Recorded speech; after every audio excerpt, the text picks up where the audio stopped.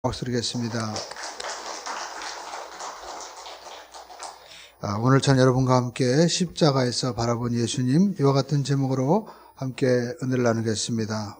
이제 12월 달 우리가 한 해를 마감하는 그런 달인데, 무엇보다도 우리가 점검해야 될 것이 있는데, 우리가 예수님과 우리와의 관계입니다. 우리가 예수님을 어떻게 아느냐, 어떻게 또 우리가 믿느냐, 어떻게 체험하느냐에 따라서 우리의 삶에 정말 운명이 달라지는 것이죠. 성경 우리가 요한복음 3장 36절에 보면 아들을 믿는 자에게는 영생이 있고 아들에게 순종하지 아니하는 자는 영생을 보지 못하고 도리어 하나님의 진노가 그 위에 머물러 있느니라 라고 말씀하고 있습니다. 하나님의 아들을 우리가 믿는 자가 영생이 있다는 것입니다. 그래서 우리가 이 12월 달 마지막 우리가 주님을 믿는 그러한 믿음의 관계가 분명할 때 우리의 삶은 영생으로 열려지지만 우리가 주님과의 관계가 잘못되어 있으면 우리는 오히려 진노 가운데 거할 수 있다라는 것입니다. 사람이 한번 살고 죽는 것은 정한 이치고 죽고 난 다음에는 심판이 있는 것입니다. 아무리 위대한 위인이라도 이 땅에서 자기 마음대로 우리가 운명을 결정할 수가 없는 것입니다. 오직 오늘이라는 이 하루 가운데, 이 삶 가운데서 우리가 영생과 사망을 선택할 수 있는 현재의 시간을 하나님이 우리에게 허락해 주신 것입니다. 오늘 우리가 성경을 보면 이스라엘에 삭개오라는 세리장이 있었습니다. 여리고성의 세무서장이었습니다. 지금으로 말하면 당시 로마의 압제하에 있었기 때문에 이 로마의 세금을 바치는 책임자인데, 지금으로 말하면 그 여리고의 국세청장 정도 해당하는 그러한 위치에 있는 사람이었습니다. 또 그는 굉장히 부자였습니다. 당시 세금은 로마에 책정한 금액을 바치고 나머지는 자기가 다 취해도 되는 그러한 구조적으로 이익을 볼 수 있는 그러한 구조이기 때문에 사람들에게 많은 세금을 걷어서 자기가 챙겨도 누가 뭐라고 할 수 없는 거예요. 그래서 그는 상당한 부자였지만 사람들에게는 정말 로마의 압작이고 또 원수처럼 대접을 받았던 것입니다. 그러나 그는 부자였고 권세가 있고 힘이 있었기 때문에 사람들이 함부로 할 수 없었고 또 누구나 그 위에 갈 수가 없는 그런 높은 사람이었습니다. 그런데 그는 그러한 자리에 있음에도 불구하고 만족하지 못했다. 뭔가 모르게 공허한 마음이 있었다는 것입니다. 돈이 있고 권세가 있고 힘이 있었지만 허탈함이 있었습니다. 그러나 그는 어느 날 예수님에 대한 소식을 들었습니다. 예수님께서 가는 곳마다 놀라운 일을 행하시는 거예요. 특별히 죄인들을 주님께서 나무라지 아니하시고 용서하시고 사랑해 주시고 그리고 사람들에게 차별받고 무시받는 그런 사람들을 주님이 치료해 주시고 또 그들에게 소망을 주시는 죽은 자까지도 살리시고 심지어는 풍랑도 잠잠케 하시는 그의 놀라운 소식을 들었을 때 나도 꼭 이분을 만나봐야 되겠다. 어떻게 사람들이 무시하는 세리와 창기까지도 함께 식사하면서 그들을 주님께서 돌보시는가. 그런데 어느 날 그에게 놀라운 소식이 들었습니다. 그가 있는 이 여리고에 주님이 오신다는 거예요. 그래서 그는 사무실을 정말 박차고 나와서 그 예수님 보려고 나왔는데 인산이라 했습니다. 사람들이 어디서 왔는지 수많은 사람들이 길가에 도열해 있는데 도저히 정말 키가 작은 그로서는 예수님을 바라볼 수가 없었어요. 그래서 사람들에게 물어봤습니다. 예수님 어떠십니까? 그랬더니 사람들마다 얘기하는 모습이 다른 겁니다. 어떤 사람은 엘리야 같고 어떤 사람은 눈물의 선지자 같고 어떤 사람은 왕과 같고 어떤 사람은 그냥 나사렛에서 오셨기 때문에 허름한 모습이다. 그렇게 얘기하는데 답답해서 견딜 수가 없었습니다. 그래서 그는 뽕나무에 올라가기로 작정했습니다. 높은 뽕나무에 올라가서 체면 불구하고 예수님을 보기 위해서 올라갔습니다. 멀리서 예수님이 오는데 그는 무언가 형용할 수 없는 감동이 그에게 밀려오는 거예요. 그리고 점점 예수님이 그에게 가까이 오는데 그의 마음은 벅차오르기 시작했습니다. 드디어 예수님이 오는데 놀랍게도 예수님께서 자기를 쳐다보시는 거예요. 그리고는 자기를 우러러보시면서 자기 이름을 부르는 겁니다. 누구 가르쳐주지 않았는데 삭개오야 내려오너라. 오늘 내가 내 집에 유하여야 되겠다라고 말씀합니다. 그래서 주님이 자기 집에 오셨는데 너무나 기뻤습니다. 그 동정어린 눈빛과 그리고 그 사랑의 눈빛을 보는데 자기는 정말 그 주님께 모든 것을 드려도 자기는 전혀 서운함이 없는 그런 마음이 벅차오르는 거예요. 자기도 모르게 고백합니다. 주님, 제 재산의 반을 저는요 이제 가난한 사람에게 제가 다 나눠주겠습니다. 그리고 제가 세무서장이 되면서 탈취한 그러한 모든 재물에 대해서 내가 4배나 다 갚아주겠습니다. 그렇게 고백을 했습니다. 그러자 주위에 있는 사람들이 깜짝 놀랐습니다. 정말 바늘로 눈을 찔러도 깜짝하지 않는 그런 사람인데 이 사람이 완전히 바뀌어진 거예요. 그러자 예수님께서 오늘 구원이 이 집에 이르렀다. 이 사람은 아브라함의 자손이다 고백하셨습니다. 그러면서 인자가 온 것은 잃어버린 자를 찾아 구원하게 하려 하심이라 이렇게 말씀하시는 거예요. 오늘 이 삭개오의 이야기는 우리에게 깊은 영적인 진리를 줍니다. 사람은 아무리 부유하고 권세가 있어도 만족하지 못한다라는 것입니다. 그래서 예수님이 그 마음 가운데 들어오시면 삶이 바뀌어지고 기쁨이 온다는 거예요. 하나님 아버지 그 은혜와 사랑으로는 여러분 정말 세상의 모든 것들을 대신할 수가 없고 그분이 오셔야만이 참된 평화와 만족을 누릴 수밖에 없다라는 것입니다. 삭개오가 예수님을 만남으로 참된 만족을 얻은 것처럼 오늘날도 사람들은 정말 예수님 만나고자 하는데 안타깝게도 정말 예수님을 찾고 진리를 찾으러 애를 쓰지만 밖에 나가 보니까 사람들이 가려워서 그 사람들 머리 때문에 오히려 삭개오가 예수님 보지 못하는 것처럼 우리는 수많은 사람들의 머리에 가려워서 예수님을 보지 못하는 겁니다. 종교가, 철학가, 심리학자, 정치학자, 수많은 지식인들이 예수님에 대해서 얘기하지만 그들의 머리로서 오히려 그들의 머리가 가려워서 우리가 예수님을 정말 진실한 모습을 알 수가 없는 겁니다. 심지어 정치가 사회주의자들이 아무리 얘기해도 그들은 이 사회의 가난한 자와 민족을 위해서 정말 예수님께서 그들을 대신하시고 애쓰시고 그리고 노력하셨다는 그러한 민중의 지도자로 이야기하지만 참된 예수님을 알 수 없다는 것입니다. 마치 삭개오처럼 예수님을 만나고자 하지만 사람들 때문에 오히려 못 보는 거예요. 삭개오가 예수님을 바라보려고 해도 그 사람들 때문에 가려워서 정말 보이지 않는 겁니다. 물어보아도 그들이 얘기하는 것은 저마다 자기 생각대로 얘기하기 때문에 예수님의 참된 모습을 우리는 볼 수가 없다는 것입니다. 삭개오가 뽕나무에 올라가서 예수님 바라보듯이 오늘도 우리가 정확하게 예수님을 바라보려면 나무 위에 올라가야 되는데 우리는 어떤 나무 위에 올라가야 될까요? 우리는 갈보리 십자가, 바로 예수님께서 못 박히신 그 산에 있는 십자가 위에 올라가서 봐야만이 예수님을 정확하게 볼 수가 있다는 것입니다. 그 하나님의 아들이 왜 여기에서 죽으셨나? 그 하나님의 아들과 나는 무슨 상관이 있는가? 그 하나님께서 그 아들을 보내셔서 이 땅에 이렇게 죽으시게 한 이유는 무엇인가? 이것을 우리가 십자가에서 봐야만이 정확히 알 수 있다는 것입니다. 여러분, 이 사실은요, 우리가 육신의 눈으로 보는 것이 아닙니다. 이미 이사야서는 600년 전에 예수님에 대해서 보지 않고도 예언하고 있는 것입니다. 성경 이사야서 53장 4절로 6절을 보면 이와 같이 말씀하고 있습니다. 그는 실로 우리의 질고를 지고 우리의 슬픔을 당하였거늘 우리는 생각하기를, 사람들은 저마다 다 생각한다는 거예요. 예수님에 대해서 그는 징벌을 받아서 하나님께 맞으며 고난을 당했다. 그는 나사렛 예수다. 그는 이스라엘 사람이다. 왜 우리가 그 사람을 믿어야 되냐? 저마다 자기 생각으로 이야기하기 때문에 예수님을 알 수 없습니다. 그러나 이사야서는 말씀하고 있습니다. 그는 우리의 질고를 지고 우리의 슬픔을 당하였다. 그래서 우리는 첫 번째 이 갈보리 십자가에서 못 박히신 예수님은 누구신가? 바로 우리의 죄악을 다 짊어지신 바로 예수님이시다라는 것입니다. 갈보리 십자가에서 주님께서 이제 우리를 위해서 십자가에서 못 박혀 죽으시는데 주님께서는 그냥 죽으신 것이 아닙니다.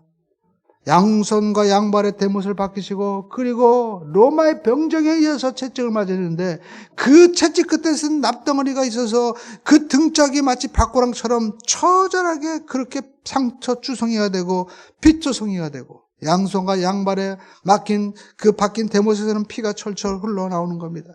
마치 어린 양이 그렇게 제단 위에서 처절하게 죽는 것처럼 정말 주님께서는 하나님의 아들이심에도 불구하고 흠도 없고 점도 없고 오히려 사람들을 위해서 사랑을 베풀어 주면서도 불구하고 주님께서는 그렇게 처참하게 벌벌 떨면서 죽으시는 거예요. 왜 예수님께서 이렇게 죽으셔야 했을까요? 바로 우리는 우리를 위해서 대속하신 주님을 우리가 바라봐야만 되는 것입니다. 예수님께서 이 땅에 오셨을 때 요한복음 1장 29절에 보니까 세례 요한이 예수님을 쳐다보고 말씀합니다. 이튿날 요한이 예수께서 자기에게 나오심을 보고 이르되 보라 세상 죄를 지고 가는 하나님의 어린 양이로다. 우리가 십자가를 바라볼 때 이 십자가를 바라보면서 나의 죄를 대속하셨구나, 세상 모든 죄를 대속하셨구나, 우리가 주님을 우리가 바라봐야만 될 줄로 믿습니다. 예수님께서 십자가에서 왜 죽으셨을까? 우리는 십자가의 메시지를 들어야 됩니다. 우리는 성경을 통해서 우리가 이 언어로만 우리가 이해하려고 하는데 예수님께서는 말씀만 하신 것이 아닙니다. 그의 삶으로 우리에게 행동의 메시지를 보여주셨어요. 행동의 언어를 보여주셨습니다. 말의 언어도 있지만 행동의 언어가 있다는 것입니다. 행동으로 통해서 하나님의 진리를 보여주신 거예요. 예수님께서 가시는 곳마다 예수님은 병자를 고치시고 그리고 죄인을 용서하시고 죽은 자도 살려주셨습니다. 그것은 바로 우리에게 어떠한 모습을 보여주십니까? 예수님이 바로 이와 같이 치료자이심을 우리에게 보여주시는 거예요. 예수님께서 우리를 불쌍히 여겨주신다는 것입니다. 마치 엄마가 자기 태어서 난 아들을 안고 정말 불쌍히 여기는 것처럼 하나님은 우리를 불쌍히, 예수님께서 이렇게 불쌍히 여겨주셔서 우리를 치료하신다라는 것입니다.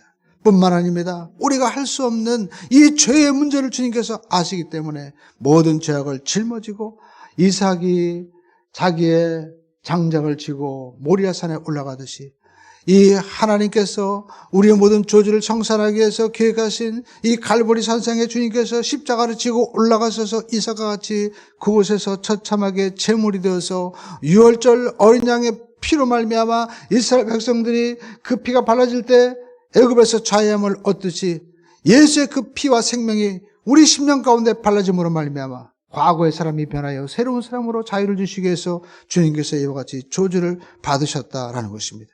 이것은 하나님과 우리 사이를 화목케 하는 제물이고 하나님의 사랑이고 하나님의 의가 이루어진 것입니다. 예수님께서 죽으심으로 말미암아 우리의 모든 사망과 저주를 다 사해 주시고 죄값을 청산하셨기 때문에 우리는 예수님의 이 대속으로 말미암아 자유함을 얻을 수 있는 거예요. 쉽게 얘기해가지고 우리가 잘못해가지고 감옥에 들어갔는데 나를 대신해서 누군가 자기의 전 재산을 생명까지도 바쳐서 보석금을 주어서 나를 풀어준 것입니다. 예수님께서 십자가에서 자기 자신을 주심으로 말미암아 우리를 이렇게 대속하신 것입니다. 이스라엘 백성들이 죄 지었을 때 어린 양에게 안수하고 자기의 죄를 대속하신 것처럼 이제 우리는 예수 그리스도의 십자가에 죽으신 그 사건을 믿음으로 말미암아 구원을 받는 구원의 역사를 십자가에서 베풀어 주었다는 사실을 우리는 이사야 선지자가 고백하는 것처럼 예수님을 바라보고 그 주님은 나의 구원자입니다 고백할 수 있는 우리 모두가 되시기를 주님의 이름으로 축원을 드립니다. 그럴 때 우리가 하나님과 우리 사이에 원수된 관계가 이제 다 해결되고 화목하게 된 관계, 하나님을 아버지로 부르고 우리가 이제 하나님의 자녀로 기쁘게 살아갈 수 있게 되는 것입니다. 또한 우리가 갈보리 산상에서 그 십자가를 바라보면 질병과 저주를 다 짊어지신 예수님을 우리는 볼 수가 있는 것입니다. 성경은 분명히 말씀하고 있습니다. 저가 채찍에 맞음으로 우리가 나음을 입었도다. 이사야 선지자는 예수님께서 분명히 채찍을 맞았다고 말씀하고 있습니다. 누가 뭐라고 해도 예수님은 나의 모든 질병과 우리의 모든 저주를, 우리의 모든 질병을 대신하셨다는 것을 우리는 믿어야 됩니다. 왜냐하면 그의 삶 자체가 3분의 2가 모든 병 고치는 사역이었어요. 우리는 성경에 나와 있는 문자를 보지만 예수님의 그 모습을 보면 주님께서는 고치기 위해서, 주님께서는 구원하기 위해서 수가성 여인까지 그렇게 멀리 가시고 주님께서는 질병을 고쳐주기 위해서 밤낮을 불구하고 정말 몸이 지치도록 오히려 사람들이 너무나 병 고치기 위해서 와서 피곤하니까 주님께서 정말 누울 곳이 없도록 그렇게 우리의 삶에 긍휼히 여겨주시고 고쳐주셨다는 사실을 우리는 기억해야 되는 것입니다. 주님께서는 우리의 모든 질병을 다 고쳐주신 사랑의 하나님이십니다. 또한 우리의 모든 질고를 다 짊어지셨습니다. 왜 그랬을까요? 우리를 불쌍히 여기기 때문에. 그 외에는 답이 없는 거예요. 제가 어제 한 성도님이 이제 어머니가 소천하셔서 지방에 장례 그 위로차 가게 되었습니다. 사실 눈이 와서 계획되기 때문에 가다 보면 분명히 눈길에 막힐 텐데, 그렇지만 그래도 그분이 오랫동안 이제 코로나로 인해서 교회 출석하지 못했기 때문에 마음 가운데 내가 주님의 사랑을 가지고 가서 위로하고 기도해드리면 그분이 믿음이 회복된다면 가야 되겠다. 그런 마음을 가지고 가게 되었습니다. 예정 시간보다 눈 때문에 수많은 시간이 걸렸어요. 그런데 정말 한편으로 생각해 봤습니다. 저도 이렇게 산도 좋아하고 운동도 좋아하는데 이렇게 사람들은 산에 그 거친 길, 험한 길을 그것이 하나의 어떤 그 자기 즐기기 위해서 간다면 이 눈보라를 뚫고 가는 것도 이 의미가 있지 않나. 더군다나 우리가 영혼 구원을 위해서 간다면 비록 눈에 갇힌다 할지라도 한번 가보자. 근데 쉽지가 않더라고요. 눈이 막 오니까 앞이 보이지 않고 모든 차들이 거북이처럼 이제 그 도로 옆에 다 이렇게 서 있었습니다. 그럼에도 불구하고 눈이 그래도 막 쌓이지 않고요. 갈 수 있을 만큼 눈이 오는 거예요. 그래서 거기 도착했습니다. 그러니까 그분이 놀라더라고요. 그러면서 하는 말이 그냥 첫 마디가 목사님 교회 나가겠습니다. 저 얘기도 안 했는데. 그러면서 자기 어머니 얘기하는 거예요. 자기 어머니 돌아가셨는데 자기 집 앞에 저수지가 있었는데 어머니는 그 저수지에서 민물고기를 잡아다가 머리에 이고 달아 이고 그리고 먼 시장에 가서 팔아가지고 그리고 그 돈을 가지고 또 바닷고기 동태를 사가지고 와서 찌개를 끓여 먹는데 그렇게 맛있었다는 거예요. 근데 어머님이 그 민물고기를 이고 이제 버스를 탈 때 기사들이 비린낸다고 다 타지 못하겠다는 겁니다. 그러면 또 기다리는 거예요. 그러면 1시간, 2시간 기다려가지고 겨우겨우 차를 타고 와서 그래서 그것을 팔아가지고 자기들에게 학비도 주고 그리고 가정을 위해서 그렇게 헌신하셨다는 거예요. 그리고 자기가 이렇게 차를 하나 샀는데 그것도 어머니가 산 거라는 겁니다. 그러면서 그 모습이 눈에 선하다라는 거예요. 저는 그 모습을 보면서 어머니도 자기의 자녀를 위해서 저렇게 희생하고 사랑하는데 예수님은 우리를 위해서 왜 십자가에 저렇게 처절하게 고난을 당하시고 그리고 주님께서 저주를 받으셨나? 나를 살리기 위해서, 나에게 자유를 주기 위해서. 예수님은 죽어도 우리는 그 죽음에서 해방되어서 생명을 우리에게 허락해 주시고자 주님께서 그렇게 저주를 당하시고 고통을 당하셨다라는 것입니다. 여러분, 사람은 누구나 슬픔이 있습니다. 어떤 사람을 만나든지 해 아래 있는 사람들은 한국에 있으나 해외에 있으나 심지어 아프리카 밀림, 저 필리핀 밀림 오지에 가더라도 그 단순하게 사는 사람들도 모두가 슬픔과 고통이 있습니다. 그래서 그들은 주님을 만났을 때 그 고통에서 자유 주신 주님을 노래하는 거예요. 주님께서는 우리의 모든 질병과 고통을 해결해 주시는 분이십니다. 여러분, 히브리서는 말씀하고 있습니다. 히브리서 13장 8절에 그리스도께서는 어제나 오늘과 영원토록 동일하시느니라. 그 영원하신 하나님께서 오늘 이 자리에 우리에게 말씀하고 있는 것입니다. 마태복음 11장 28절에 수고하고 무거운 짐진 자들아 다 내게로 오라 내가 너희를 쉬게 하리라. 주님께서 우리의 모든 질병의 짐과 삶의 무거운 짐들을 우리에게 자유를 주기 위해서 초청하고 계신다라는 것입니다. 오늘 저와 여러분들이 그 예수님을 우리가 알면 나의 모든 짐과 나의 모든 인생과 나의 모든 삶, 사업과 가정과 학업과 직장의 모든 짐들을 주님께서 풀어주시는 그러한 자유함이 우리에게 있게 되는 것입니다. 어떤 자에게? 믿는 자들에게 이러한 역사가 일어나는 거예요. 성경 마가복음 16장 우리가 17절로 18절은 이와 같이 말씀하고 있습니다. 믿는 자들에게는 이런 표적이 따르리니 곧 저희가 내 이름으로 귀신을 쫓아내며 새 방언을 말하며 또 뱀을 집으며 무슨 독을 마실지라도 해를 받지 아니하며 병든 자에게 손을 얹어 나으리라. 할렐루야. 어떤 자에게? 믿는 자에게. 여러분, 믿으면 하나님의 역사가 나타나게 되는 줄로 믿습니다. 여러분, 믿음으로 나가기를 주님의 이름으로 축원을 드립니다. 여러분, 저도 어제 큰 경험을 했습니다. 그렇게 눈이 오고 제설차가 뿌려도 감당을 못하는 거예요. 분명히 인간적으로 볼 때는 올라갈 때도 꽉꽉 막히겠구나 그렇게 생각하고 또 중간에 오다가 제가 아는 목사님이 천안에 이제 자기 자녀가 결혼한다고 해서 제가 포기했었습니다. 그런데 딱 그분을 기도해드리고 이제 위로하고 또 나오는데 햇빛이 비치기 시작하니까요. 눈이 녹기 시작하는 거예요.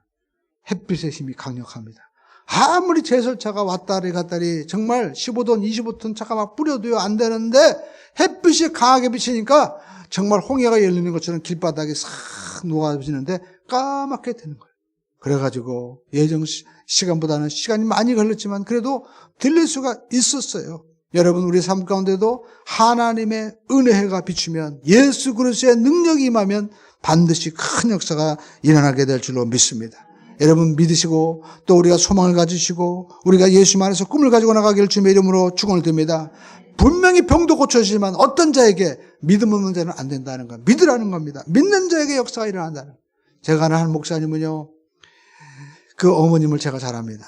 임종희 권사님이라고 순복원단교에 있을 때 그분은요 항상 웃음이 있어요. 그래가지고 여성교 회장이었는데 여성교회가 그렇게 말이 많은데 그 권사님이 계실 동안은 정말 잠잠한 거예요. 그래서 참 저분이 지혜가 많고 능력이 많구나 그렇게 생각했는데 나중에 알고 보니까 그분의 삶 가운데도 큰 고통이 있었습니다. 어렸을 때 자기 그 자녀가 이제 아들이 있었는데 장남이요. 간질에 걸린 거예요. 병원 가봐도 다 답이 없는 거예요. 여러분 아들이 간질이 걸려가지고 누구 엄마 애가 간질에 걸려가지고 쓰러져 있어요. 그 생각이 없어요. 얼마나 괴롭겠어요. 아이들이 괴롭혀도 간질 발작을 하고 그리고 또 충격이 와도 간질 발작을 하고 그렇게 하니까 삶에 너무 고통 가운데 죽으려고 했습니다. 그런데 그가 하나님 앞에 그 권사님이 기도하기 시작합니다. 그때는 이제 권사님이 아니었죠. 그래서 하나님 앞에 기도했는데 하나님 내 아들 좀 살려주세요. 근데 그 기도할 때 하나님께서 예수님이 환상에 나타나가지고 아들을 품에 안고 내가 네 아들 고쳐준다. 내가 네 아들 고쳐준다. 그 마음에 너무나 은혜가 임한 거예요. 그 병원에서는 모두가 간질하고 했는데 그때부터 놀랍게도 아들이 간질을 안 하는 거예요. 그뿐만 아닙니다. 공부를 또 얼마나 잘하는지. 그 아들에 대해 제가 자세히 아는 것은 어느 날 기도 제목이 올랐는데 아들이 영국에서 공부하고 있는데 돈이 없다는 거예요. 그래가지고 기도하자는 겁니다. 그래서 우리가 이 문제를 꼭 기도해서 이 아들이 공부를 해서 어떻게 했냐. 그래서 주영기 목사님한테 편지 써가지고 사정을 알아가지고 해가지고 목사님이 사인해줘가지고 정말 특별 케이스로 박사학위 받을 수 있도록 다 밀어줬어요. 그래가지고 나중에 교회 성장 연구소 소장까지 됐습니다. 놀랍게 쓰임받았어요. 그러니까 저는 그 얘기를 보면서 정말 우리가 하나님 앞에 믿음으로 나가면 역사가 일어나는 거예요.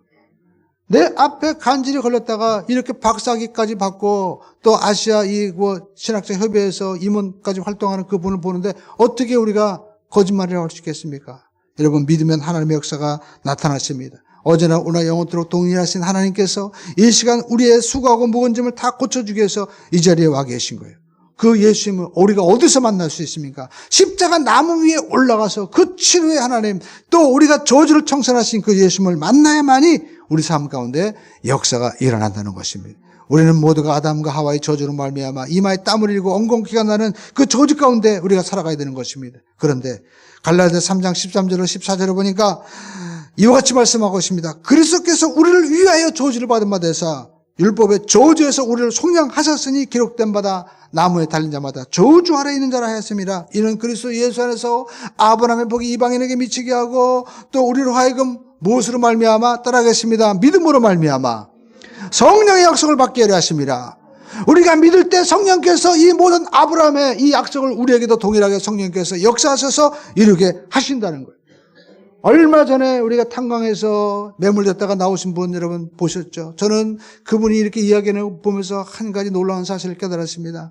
지하 176m 그 높이는요, 저 63빌딩보다 높은 거예요. 그런데 그 속에서 정말 그 자기 옆에 있는 사람은 처음이라 좌절하고 우린 죽었다고 하는데 자기는 동료가 자기들을 찾아올 줄 믿었다는 거예요. 그 소망을 가지고 있다는 거예요. 반드시 온다. 그 소망이 자기를 살게 했다는 것입니다. 오늘 여러분 우리가 인간이 아무리 어려워도요 소망을 붙잡고 꿈을 붙잡고 나가면 일어설 수 있게 되는 줄로 믿습니다.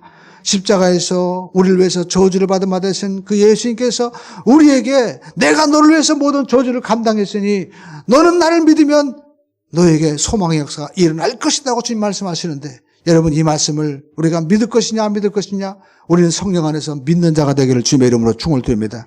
믿으면 역사가 일어나는 거예요. 수많은 사람들이 절망과 좌절 가운데도 이 소망을 붙잡고 사업에서 일어나고 학업에서 일어나고 질병에서 일어나고 저주에서 일어나는 역사가 지금도 일어나게 되는 줄로 믿습니다. 그러나 여러분 아들이 없고 믿지 못하는 자에게는 지금도 사람의 이 모든 등에 가리고 머리에 가려서 안 보이는 거예요.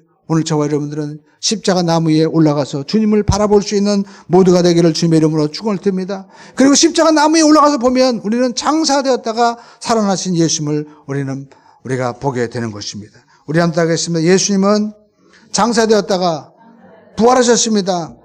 그렇습니다. 오직 예수님만이 죽으시고 부활하신 거예요. 생사화복을 주장하시는 하나님만이 하실 수 있는 일인 것입니다. 더군다나 예수님께서는 십자가에서 죽으셨다가 장사지는데 여러분 그 장사 지내고 부활하신 것은 나를 위해서 대신해서 죽으시고 벌하셨다는 것을 우리는 알아야만 되는 것입니다. 사람이 한 번 살고 죽는 것은 정한 이치입니다.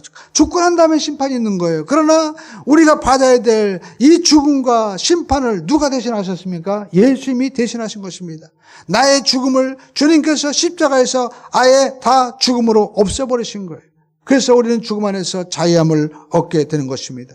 3일 만에 부활하심으로 말미암아 영원한 생명을 주셨어요. 여러분, 우리가 3일 만에 부활하신 그 예수님을 갈보리 십자가에서 바라보면 사도 바울과 같이 담대하게 외칠 수 있는 것입니다. 고린도전서 15장 55절에 사도 바울은 말씀하고 있습니다. 사망아, 너희 승리가 어디 있느냐? 사망아, 너희 쏘는 것이 어디 있느냐? 네가 아무리 쏘아도 나는 예수 안에서 승리했다는 거예요. 예수 그리스도로 말미암아 여러분, 우리가 사망을 이긴 자에게는 이와 같은 고백이 우리에게 나타나게 되는 줄로 믿습니다. 그러므로 저와 여러분들이 사망에서 생명의 길을 열어주신 우리가 주님을 우리가 바라보고, 우리는 주님께서 말씀하시는 그 약속의 말씀을 믿고 우리는 사망에서 자유함을 얻는 자가 되어야만 될 줄로 믿습니다. 성경 요한복음 14장 1절로 3절은 이와 같이 말씀하고 있죠. 너희는 마음에 근심하지 말라. 많은 사람들이 죽을까 봐 염려하죠. 그러나 하나님을 믿으니 또 나를 믿으라. 내 아버지 집에 거할 것이 많도다. 그렇지 않으면 너에게 일러스되 내가 너희를 위하여 거처를 예비하러 가노니 가서 너희를 위하여 거처를 예비하면 내가 다시 와서 너희를 내게로 영접하여 나 있는 곳에 너희도 있게 하리라. 주님께서 이와 같이 말씀하십니다. 그러면서 예수님께서 요한복음 14장 6절에 내가 길이요 진리요 생명이니 나로 말미암지 않고는 아버지께로 올 자가 없느니라. 예수 그리스도로 말미암아 천국길이 열려지게 되는 것이고, 예수님께서 죽으셨을 때 성소의 휘장 위에서부터 아래로 갈라짐으로 말미암아 영생의 길, 하나님께로 가는 길이 열려지게 된 것입니다. 그래서 십자가 나무에서 우리가 예수님을 바라보면 사망 권세를 깨뜨리고 주님께서 부활하셨기 때문에 다시는 우리가 눈물과 근심과 탄식과 이별하는 것이나 애통하는 것이나 여러분 앓는 것이나 곡하는 것이 없는 영원한 하나님의 나라 고향을 우리가 바라볼 수 있게 되는 것이고, 그 길을 갈 수 있게 되는 줄로 믿습니다. 그러므로 저와 여러분들의 십자가 나무 위에 사람들을 통해서 바라보면 안 보이는 거예요. 사람들의 그 머리에 가해서 정치, 이념, 그리고 철학, 모든 심리에 이 모든 우리가 가려서 안 보이게 되는 겁니다. 오직 이사야서 53장 우리가 5절로 6절에 말씀한 대로 그가 찔려본 우리의 허물 때문이요 그가 상함은 우리의 죄악 때문이라. 그가 징계를 받음으로 우리가 평화를 누리고 채찍에 맞음으로 우리가 나음을 입었도다. 그렇습니다. 우리는 다 양 같아서 그릇 행하여 각기 제 길로 갔지만 하나님께서 우리 모든 무리에 죄와 질병과 저주를 그에게 다 담당하셨어요. 그것을 우리가 믿을 때 하나님의 역사가 나타나게 되는 줄로 믿습니다. 여러분, 쉽게 해가지고 우리 젊은 사람들은 컴퓨터 할 때 언어를 치면 그 말이 그대로 이행되잖아요. 그렇습니다. 사람이 여러분, 우리가 컴퓨터 언어를 쳐놔도 거기에 그 프로그램에 다 이행되는데 하나님의 말씀입니다. 하나님께서 빛이 있으라 하시면 빛이 있는 거예요. 주님이 말씀하시면 있는 겁니다. 그래서 삭개오가 뽕나무 위에 올라가서 주님 바라볼 때 주님께서 삭개오야 내려오라. 내가 오늘 내 집에 유하여야 되겠다 하신 것처럼 오늘 우리가 십자가 나무 위에서 주님을 바라봐야만이 주님께서 우리를 보시고 삭개오에게 말씀하신 것처럼 내려오느라 내가 내 집에 유하여야 되겠다고 하신 것처럼 우리에게 내가 너와 함께 해야 되겠다. 너의 몸을 성전 삼고 성령이 너와 함께 함으로 말미암아 내가 내 집에 내 삶 가운데 함께 하겠다 주님께서 말씀하고 있는 것입니다. 그렇습니다. 오늘 저와 여러분들이 십자가 위에서 주님을 발견하고 주님의 눈동자와 우리 눈동자가 마주치면서 주님의 얼굴을 대할 때 그 말씀의 얼굴을 통하여 우리는 주님과 함께하는 역사가 나타나게 되는 거. 그 주님이 오시면 누가 뭐라고 하지 않았음에도 불구하고 죄인이 의인으로 바뀌어지는 겁니다. 누가 뭐라고 하지 않았음에도 불구하고 자기 재산을 내놓고 그리고 자기가 불의한 모든 것들을 다 갖겠다고 하는 것은 회개하는 거예요. 주님을 만나면 당연히 우리는 회개하게 되는 것이고 주님을 만남으로 말미암아 삶의 변화가 다가오게 되는 줄로 믿습니다. 그러므로 여러분 우리가 22년 마지막 달 우리가 주님을 만남으로 말미암아 진정한 변화의 역사가 나타나고 우리에게 영생과 생명과 그리고 하나님의 은혜와 축복으로 말미암아 삶의 저주가 물러가는 그러한 역사가 나타나게 되기를 주님의 이름으로 축원을